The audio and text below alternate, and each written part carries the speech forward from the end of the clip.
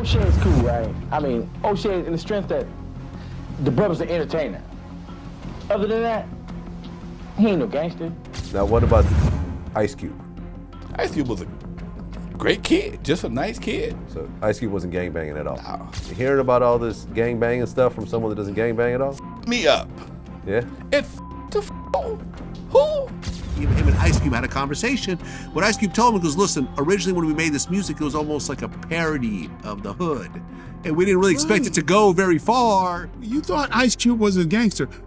It's silly to think that now, right? Yes. He's a guy who does family movies. Exactly. Ice Cube is usually seen as either a controversial rapper or a big-time Hollywood actor. But a gangster? Not really. But back in the day, Cube used to present himself like he was a real gangster. And that didn't sit right with the actual street figures. Guys like Sanyika Shakur, aka Monster Kody. And Cody didn't hold back when it came to calling Cube out. Not no like old Ice Cube. The main reason people like Monster Kody and other OGs had a problem with Cube is because of the image he pushed for so long and profited from. Even Eazy-E called him out on it. In his diss track Real G's, Eazy threw direct shots at Cube, saying, "The fact that the bastard is simply just an actor who mastered the bang and the slang and the mental of Compton, Watts, and South Central. Never ever once have you ran with the turf, but yet in every verse claim you used to do the dirt. But tell me who's a witness to your work." The bastard is simply just an actor who mastered the bang and the slang and the mental. According to Cube's own bio, he grew up in a pretty stable, middle-class part of LA and went to some solid schools, far from the gang life he often rapped about. So while his music painted vivid pictures of street life, people started wondering how real any of it actually was. For someone like Monster Kody, that felt like a major insult. He saw Cube as someone making money off a lifestyle others lived and died for, without facing any of the actual dangers or sacrifices. To him, Cube's whole gangster image was just an act, and one that didn't show real respect to those who actually lived that life.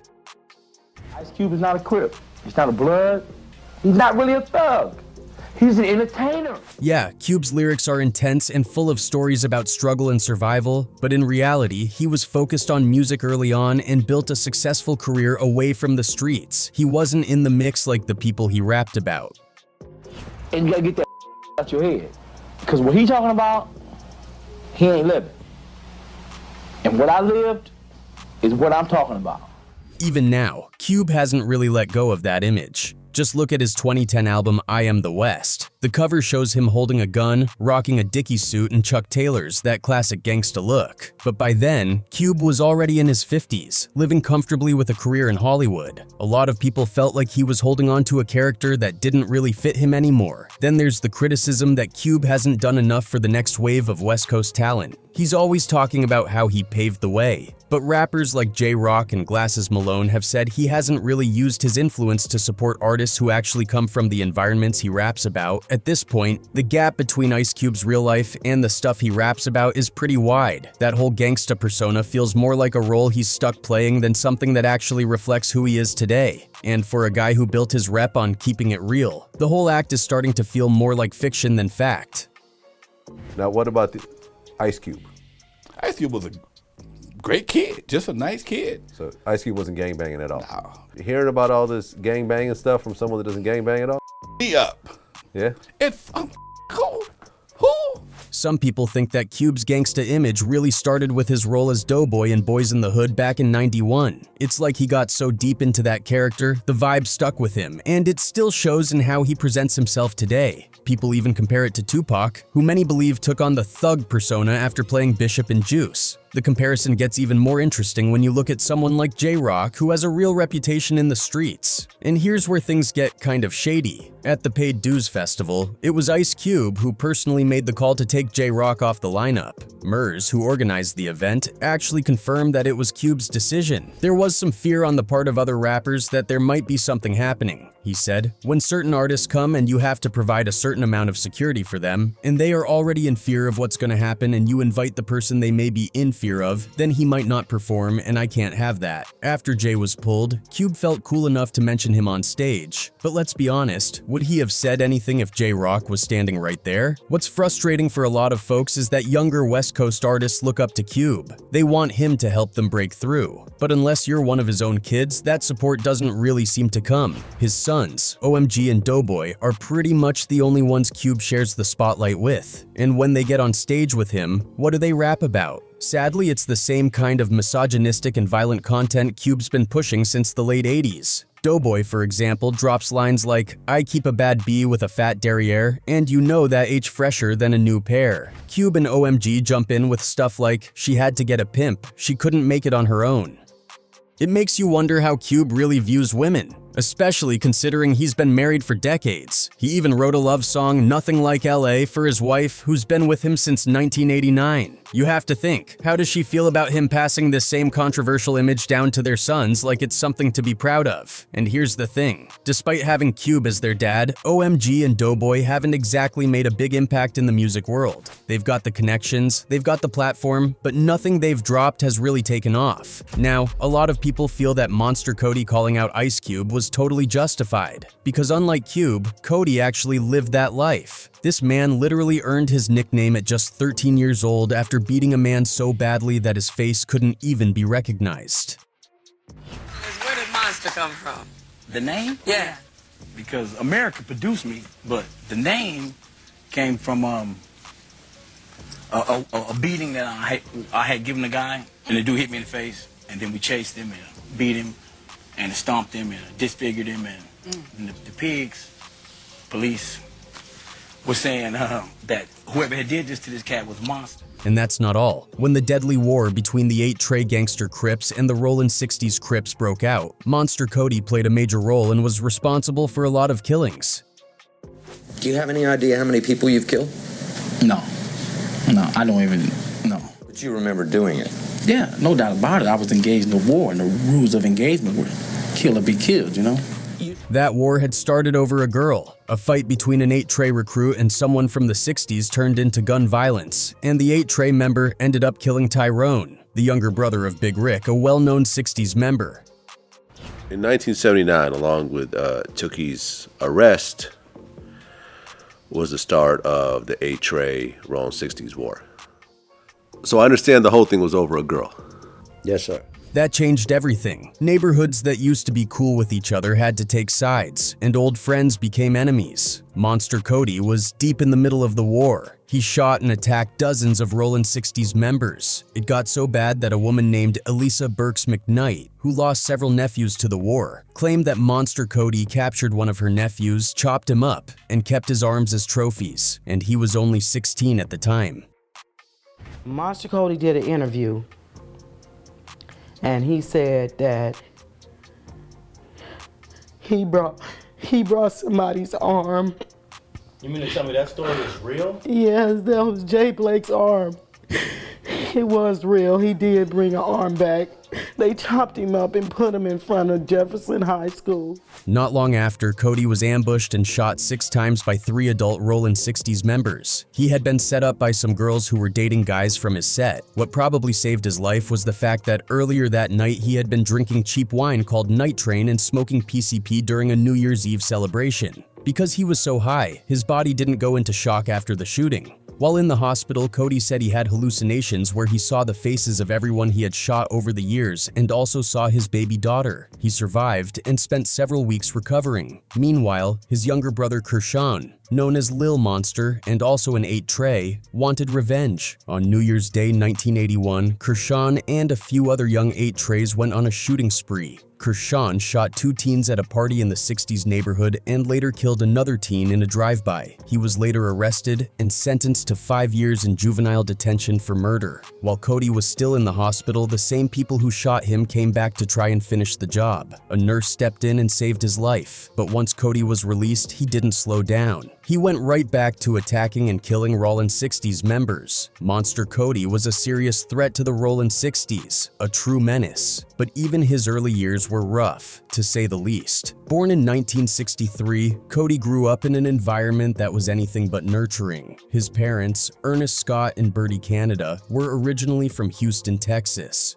Cody was the fifth of 6 kids. He had 4 brothers and 2 sisters. Cody believed there was a chance that his real father was Dick Bass, a former running back for the Los Angeles Rams. He thought his mother may have had an affair with the football player, but there's no solid proof to support that claim. Whether true or not, his supposed father, Ernest Scott, held a deep grudge against Bertie over the alleged affair. He regularly her in front of the kids during Cody's early childhood. Ernest also mistreated Cody specifically, both physically and emotionally. He would beat him often and clearly favored his biological children over Cody. For example, he would take the other kids out to restaurants, movies, or even to visit his hometown in Houston. But he would always leave Cody behind on purpose. In 1970, Ernest and Bertie got divorced. Even after that, Ernest would still visit the family on weekends, but he continued to show nothing but dislike and coldness toward Cody. By 1972, Bertie had moved the family into a home near 69th Street and Denker Avenue, right in the middle of a dangerous, gang-heavy neighborhood in South Central Los Angeles. Bertie was working several jobs to support the family, so she wasn't home much. Because of the neglect he felt from both parents, Cody started spending most of his time on the streets.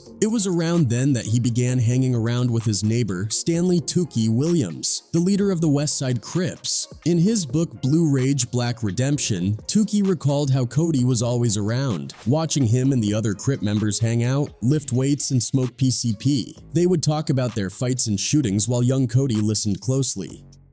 Tookie would later say he regretted the way he acted around Cody, knowing how much influence he had on the boy. He blamed himself for exposing Cody to gang life and drugs, especially PCP, which Cody would later become heavily addicted to. After the war, Monster ended up getting sent back to jail again. Now, despite dropping out of high school, Cody found himself drawn to education while behind bars. Prison gave him time to think, and he used that time to read, learning about Malcolm X, the Black Panthers, and revolutionary ideologies that made him question everything he had been taught in the streets. He started associating with members of the Republic of New Africa, and that exposure pushed him to re-examine his purpose. It wasn't just about survival anymore. He wanted something bigger, something that mattered. His involvement in activism deepened when he participated in the 1992 Los Angeles riots, a massive uprising sparked by the brutal beating of Rodney King by LAPD officers. The riots were a turning point in L.A.'s history, and Cody was right in the middle of it, standing with his people in defiance of a system that had oppressed them for generations. That, of course, led to yet another arrest. By 1993, Cody was sitting in solitary confinement at Pelican Bay State Prison, one of the most notorious prisons in California. But it was in that cell, alone with his thoughts, that he decided to write down his life story. That decision led to Monster, the autobiography of an LA gang member, a book that would shake the world. At that time, gang culture was still somewhat of a mystery to the general public. Most people only saw the surface-level violence, but Cody's book gave them a first-hand account of what life in the trenches was really like. He didn't glamorize it. He told the raw, unfiltered truth. In the opening of the book, he made it clear why he was writing. I propose to open my mind as wide as possible to allow my readers the first ever glimpse of South Central from my side of the gun, street, fence, and wall. It is not for glory that I write this. It is out of desperation for the survival of the youths and civilians who are directly and indirectly involved in the fighting. Cody's later years were just as eventful as his younger days, though in a different way. Even as he tried to turn his life around, trouble seemed to follow him. In 2007, he was accused of breaking into an acquaintance's home and attempting to steal his car. At the time, his name was already on Los Angeles' most wanted gang members list due to parole violations. Given California's strict 3 strikes law, another serious conviction would mean life in prison. That case was a major turning point. If things didn't go his way, he was looking at spending the rest of his days behind bars. In 2008, Cody ended up pleading no contest to carjacking and robbery charges. Instead of life, he was sentenced to 6 years in state prison. That same year, while locked up once again, he took a different approach to storytelling. He had already told his real-life experiences in Monster, but now he was diving into fiction. He wrote his first novel, Thug Life, using storytelling as another way to highlight the realities of street life. But he didn't stop there. In November 2013, he released another book, Stand Up, Struggle Forward, New African Revolutionary Writings on Nation, Class, and Patriarchy. This wasn't just about gang life. It was a deeper exploration of race, politics, and the social structures that had shaped his world. Cody was no longer just talking about what had happened to him. He was diving into why things were the way they were. Before he passed, he was working on yet another book and was in talks with a streaming service to bring his story to life as a podcast. One of the most interesting parts of this project was that he was collaborating with someone he once considered an enemy, Leo Pretty Boy Smith, a former rival from the Rollin' 60s Crips. Cody and Smith had grown up in the same neighborhood, but they had been on opposite sides of one of the most infamous Crip rivalries, 8 Trey Gangsters versus Rollin' 60s. For years, they had been sworn enemies, caught up in the never-ending cycle of violence that defined LA gang culture.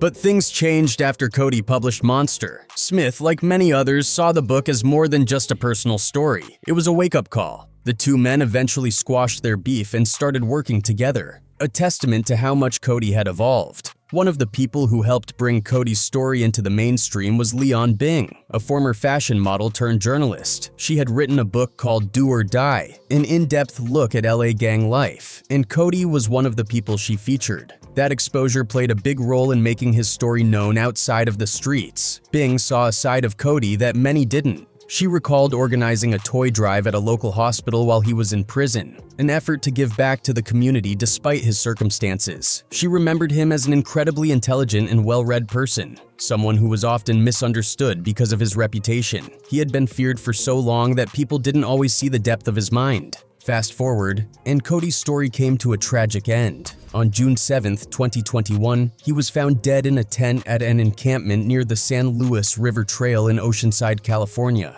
His wife Tamu was the one who discovered his body. According to authorities, Cody had been dead for some time. His body was in a badly decomposed state when they found him. The Oceanside Police Department stated that there were no signs of foul play, and it appeared he had died of natural causes. News of his death spread quickly, and many took to social media to express their condolences. Even those who had never met him felt the impact of his story. Cody's life had been full of twists and turns, but through it all, he left his mark.